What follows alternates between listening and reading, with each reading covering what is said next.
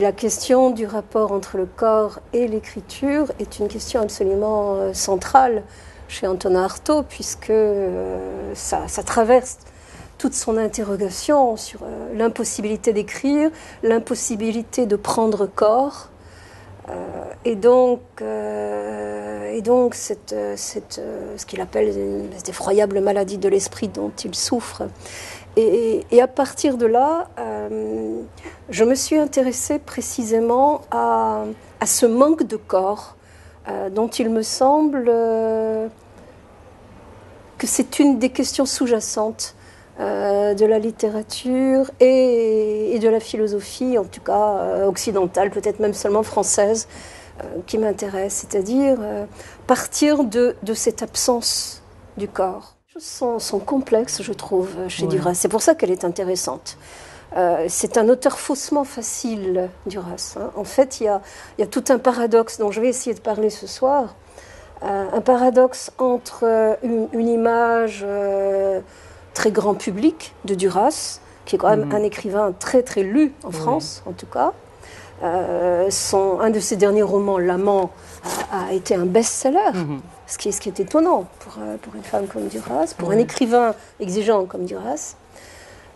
Donc un côté très très facile apparemment, et puis en même temps une réflexion de Duras très exigeante. En effet, son écriture, ça se veut une écriture de la dépersonne. Et le cinéma aussi, bon, elle a un rapport très destructeur au cinéma, elle le dit. Il s'agit vraiment de détruire le cinéma. Il y a un rapport de haine avec le cinéma, en même temps qu'un rapport passionnel. Il y a toujours les deux choses, je crois, chez Duras. Une espèce de passion, et puis la passion inverse de détruire. Alors, son rapport au féminin, il est très complexe, je trouve. Très complexe, parce qu'elle tient des discours qui peuvent paraître assez insupportables. Par exemple, ce que tu disais, la maison, c'est le lieu des femmes. Les femmes qui font la cuisine, et Duras adore faire la cuisine. Et bon, elle a ce côté, comme ça, presque d'un féminin traditionnel, et en même temps, un côté très militant. Bon, elle a été communiste, elle dit que jusqu'à la fin, elle est restée communiste, une espèce de militantisme pour les femmes, pour les exclus, pour les juifs, pour les voilà. Tout ça, pour elle, ça forme une espèce de communauté des exclus.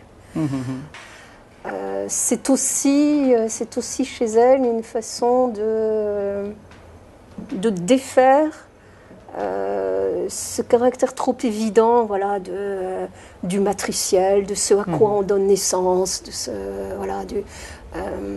qui vient de l'intérieur de nous. De ce point de vue, il y a un rapport avec ce que j'ai dit hier sur Barthes. Je crois qu'elle non plus, elle ne croit pas à l'expression au sens de ce qui serait supposé sortir de soi, avec tout ce que ça suggère pour les sujets féminins.